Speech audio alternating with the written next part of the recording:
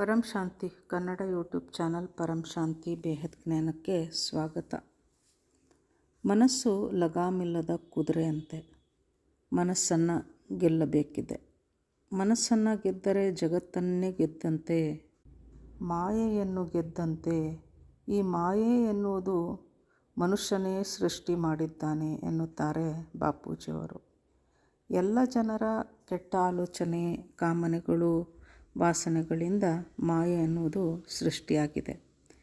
ಈಗ ನಾವು ಮಾಡಿದ ಈ ಸೃಷ್ಟಿಯನ್ನು, ನಮ್ಮ ಒಳ್ಳೆಯ ಆಲೋಚನೆಗಳನ್ನು ವಾಯುಮಂಡಲಕ್ಕೆ ಹಾಕುವುದರಿಂದ ಮಾಯೆಯು ಕ್ರಮೇಣ ಕಡಿಮೆಯಾಗುತ್ತದೆ.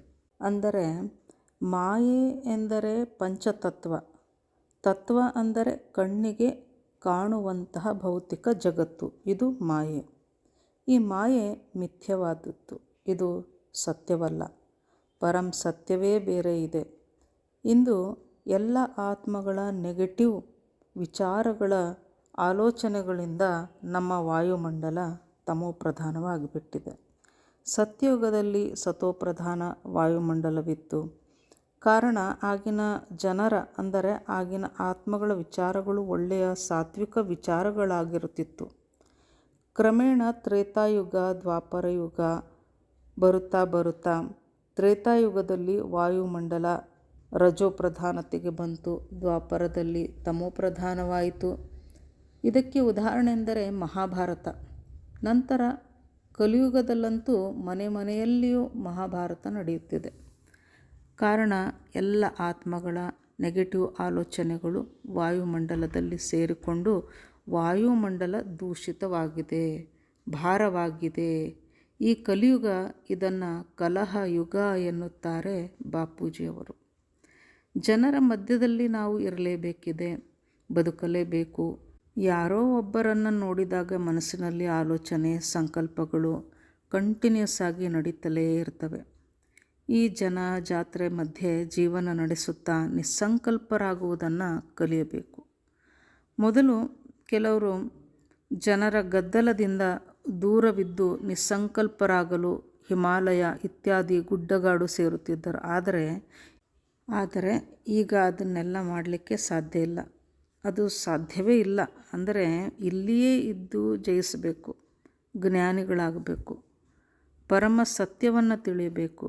ಜ್ಞಾನಿ ಆತ್ಮ ಮಾತ್ರ ಗದ್ದಲದಲ್ಲೂ ನಿಸ್ಸಂಕಲ್ಪರಾಗಲು ಸಾಧ್ಯ. ಜ್ಞಾನಿ ಆತ್ಮರು ಮನಸ್ಸನ್ನು ಹರಿಬಿಡುವುದಿಲ್ಲ, ಮನಸ್ಸನ್ನು, ಬುದ್ಧಿಯನ್ನು ಶಾಂತವಾಗಿ ಇಡುತ್ತಾರೆ. ಜನರ ಮಾತಿನ ಮಧ್ಯೆಯೂ ಸಹ ಅವರು ನಿಶ್ಚಿಂತರಾಗಿರುತ್ತಾರೆ. ಅಂದರೆ ಜನರ ಮಾತಿನ ಮಧ್ಯೆ ಬರುವುದೇ ಇಲ್ಲ. ಜ್ಞಾನಿಗಳು ಆಲೋಚನೆಯನ್ನು ಬಿಡ್ತಾರೆ, ಅಂದರೆ ವಿಚಾರಗಳನ್ನು ತಲೆಯಲ್ಲಿ ತಂದುಕೊಳ್ಳೋದೇ ಇಲ್ಲ. ಯಾವ ಸಂಕಲ್ಪವನ್ನೂ ಸಹ ಅವರು ನಡೆಸುವುದಿಲ್ಲ, ಯಾವುದರ ಬಗ್ಗೆಯೂ ಯೋಚಿಸುವುದಿಲ್ಲ. ಜ್ಞಾನಿ ಆತ್ಮರು ತಾನು ಯಾವುದರ ಬಗ್ಗೆ ಯೋಚಿಸಬೇಕು ಎಂಬುದರ ಬಗ್ಗೆಯೂ ಯೋಚನೆ ಮಾಡ್ತಾರೆ.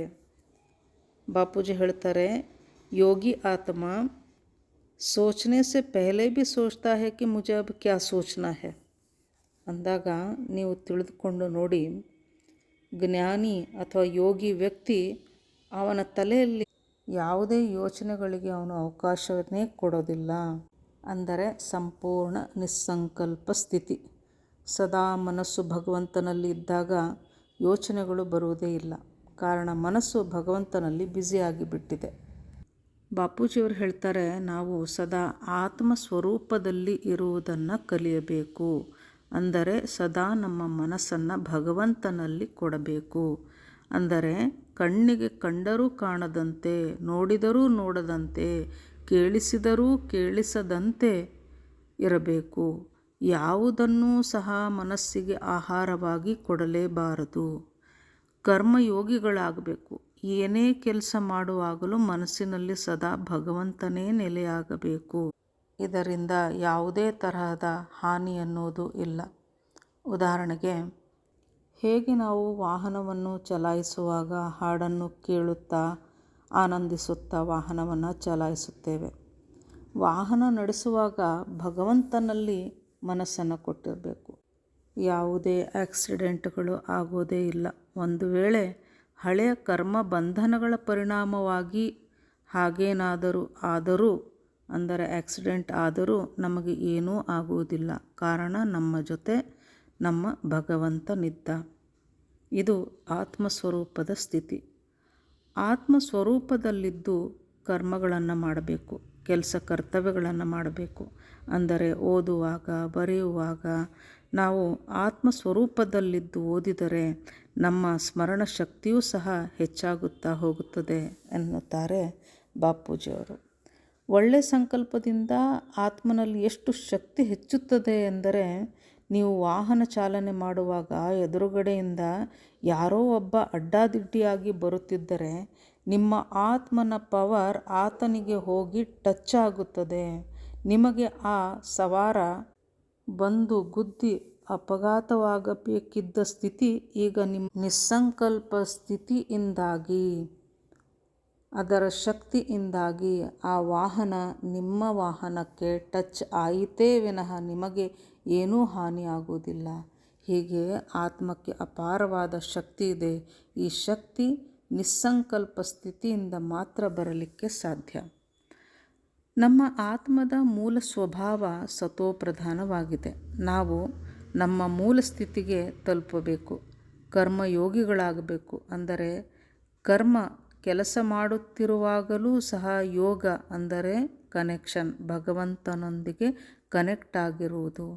ಸದಾ ಇದನ್ನು ಪ್ರಾಕ್ಟೀಸ್ ಮಾಡುತ್ತಿದ್ದರೆ ಒಂದು ದಿನ ನಾವು ನಮ್ಮ ನಿಜವಾದ ಸ್ವಭಾವ, ಮೂಲ ಸ್ಥಿತಿ, ಸತೋಪ್ರಧಾನ ಸ್ಥಿತಿ, ಆತ್ಮಸ್ವರೂಪದ ಸ್ಥಿತಿಗೆ ಬರುತ್ತೇವೆ.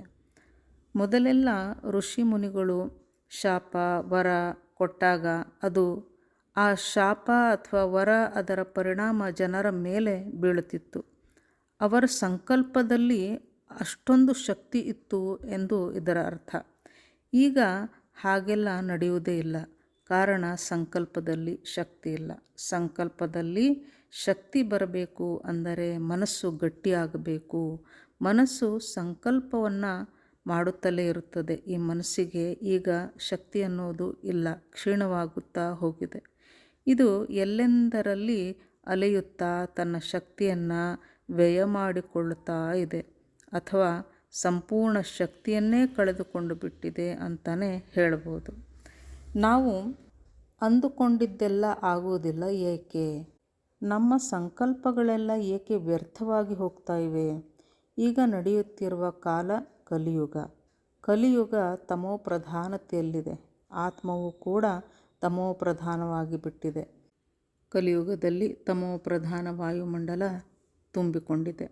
ಸತ್ಯಯುಗ, ತ್ರೇತಾಯುಗ, ದ್ವಾಪರ, ಕಲಿಯುಗ ಈ ಎಲ್ಲ ಯುಗಗಳಿಂದ ಮಾಡಿಕೊಂಡು ಬಂದಂತಹ ಪಾಪಗಳು, ಕರ್ಮಗಳು ಆತ್ಮರಲ್ಲಿ ತುಂಬಿಕೊಂಡಿದೆ. ಆ ಎಲ್ಲ ಕೋಟಿ ಕೋಟಿ ಜನ್ಮಗಳ ಕರ್ಮ ಬಂಧನ ಕೂಡ ನಮ್ಮ ಜೊತೆಗೆ ಬರುತ್ತಲೇ ಇರುತ್ತದೆ. ಏಕೆಂದರೆ ಇವು ನಮ್ಮ ಆತ್ಮನಲ್ಲಿಯೇ ರೆಕಾರ್ಡ್ ಆಗುತ್ತಾ ಹೋಗುತ್ತಿವೆ. ನಮ್ಮ ಜೊತೆಯಲ್ಲಿಯೇ ಇವುಗಳು ಬರುತ್ತಿವೆ. ಸೃಷ್ಟಿಯಾದಾಗಿನಿಂದ ಅದರ ಸಂಪೂರ್ಣ ಇತಿಹಾಸ ಆತ್ಮನಲ್ಲಿ ರೆಕಾರ್ಡ್ ಆಗುತ್ತಾ ಹೋಗಿದೆ. ಹೇಗೆ ಇಂದಿನ ದಿವಸ ಮೊಬೈಲ್ನಲ್ಲಿ 4GB 5GB ಅಂತೆಲ್ಲ ರೆಕಾರ್ಡ್ಗಳು ಇರ್ತವಲ್ಲ, ಹಾಗೆ ಆತ್ಮದಲ್ಲಿ ಅದರ ಕೋಟ್ಯಾಂತರ ವರ್ಷಗಳ ರೆಕಾರ್ಡ್ ಇದೆ. ಅನೇಕ ಯುಗ ಕಲ್ಪಗಳಿಂದ ಬರಬರುತ್ತಾ ಆತ್ಮ ತಮೋಪ್ರಧಾನತೆಗೆ ಈಗ ಬಂದುಬಿಟ್ಟಿದೆ. ಅದನ್ನು ಅದರ ಮೂಲ ರೂಪವಾದಂತಹ ಸಾತ್ವಿಕ ಸ್ವಭಾವಕ್ಕೆ ಅದನ್ನು ಕರೆದೊಯ್ಯಬೇಕಿದೆ. ಆತ್ಮಗಳಲ್ಲಿ ಅನೇಕ ಪ್ರಕಾರದ ಆತ್ಮಗಳಿವೆ ಎನ್ನುತ್ತಾರೆ ಬಾಪೂಜಿಯವರು. ಹೈ ಕ್ವಾಲಿಟಿಯ ಆತ್ಮವಾಗಿದ್ದರೆ ಮಾತ್ರ ಅದು ತನ್ನ ಬಗ್ಗೆ ಅರ್ಥ ಮಾಡಿಕೊಳ್ಳಲು ಮುಂದಾಗುತ್ತದೆ.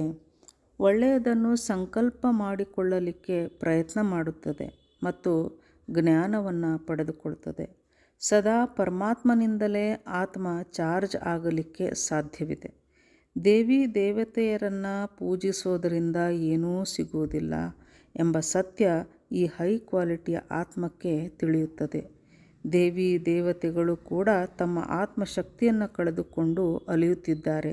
ಹೀಗಾಗಿ ದೇವಾನುದೇವತೆಗಳು, ಅವರ ಮಂದಿರಗಳು ಅವರು ಕಾಪಾಡಿಕೊಳ್ಳಲಿಕ್ಕೆ ಸಾಧ್ಯವಾಗುತ್ತಿಲ್ಲ. ದೇವಿ ದೇವತೆಗಳೆಲ್ಲರೂ ಈಗ ಶಕ್ತಿಹೀನರಾಗಿದ್ದಾರೆ. ಇಂದಿನ ದಿವಸ ಮಂತ್ರಗಳಲ್ಲೂ ಸಹ ಶಕ್ತಿ ಇಲ್ಲವಾಗಿದೆ, ತಂತ್ರಗಳಲ್ಲಿಯೂ ಸಹ ಶಕ್ತಿ ಇಲ್ಲ. ಇವೆಲ್ಲ ಕಲಿಯುಗದಲ್ಲಿ ಕೆಲಸಕ್ಕೆ ಬರುವುದೇ ಇಲ್ಲ. ಹೀಗಾಗಿ ಆತ್ಮದಲ್ಲಿ ಸದಾ ಪರಮ ಶಾಂತಿಯ ವೈಬ್ರೇಷನನ್ನು ಈಗ ಕೊಡಬೇಕಿದೆ.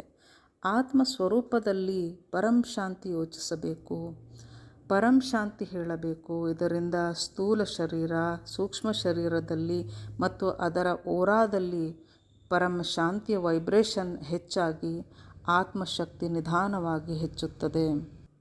ಧ್ಯಾನ ಮಾಡುವುದರಿಂದಲೂ ಆತ್ಮಶಕ್ತಿ ಚಾರ್ಜ್ ಆಗುತ್ತದೆ. ಹೇಗೆಂದರೆ ಆತ್ಮದಲ್ಲಿ ಅದರ ಮೂಲ ಚೇತನ ಶಕ್ತಿಯಂತೂ ಇದ್ದೇ ಇದೆ. ಧ್ಯಾನದಲ್ಲಿ ಆತ್ಮ ಭಗವಂತನನ್ನು ಕನೆಕ್ಟ್ ಮಾಡುವುದರಿಂದ ಅದರ ಮೂಲ ಶಕ್ತಿ ಜಾಗೃತವಾಗುತ್ತದೆ. ಅದರೊಂದಿಗೆ ಮೂಲ ಶಕ್ತಿಯೂ ಸಹ ಜಾಗೃತವಾಗುತ್ತದೆ.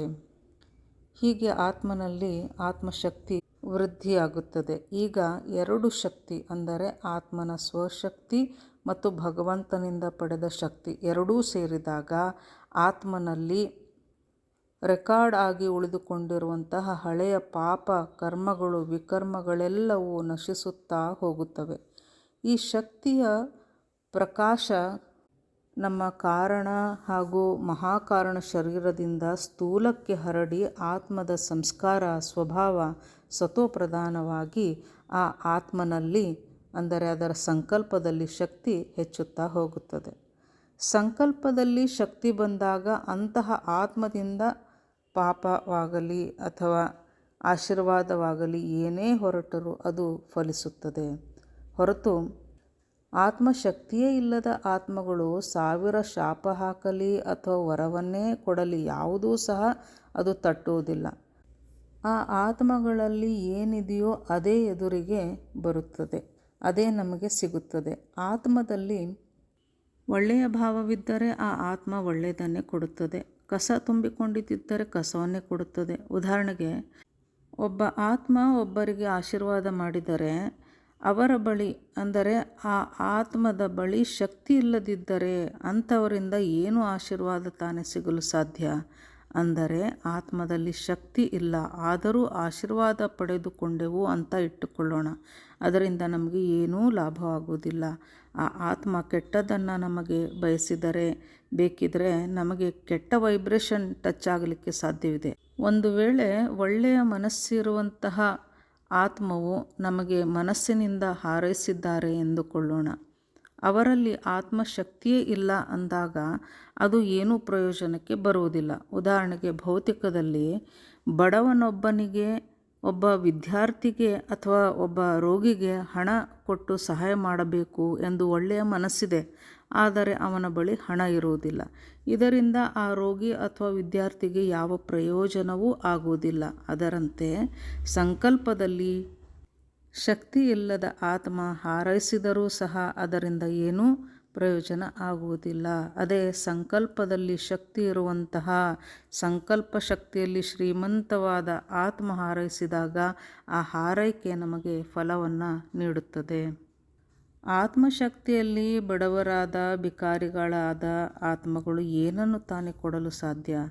ಯೋಚನೆ ಮಾಡಿ ನೋಡಿ. ಆತ್ಮದಲ್ಲಿ ಅಗಾಧ ಶಕ್ತಿ ಇದೆ, ಅದನ್ನು ಜಾಗೃತಗೊಳಿಸಿ ಅದರಿಂದ ಏನು ಬೇಕಾದರೂ ಮಾಡಲು ಸಾಧ್ಯವಿದೆ. ಪರಂ ಶಾಂತಿ.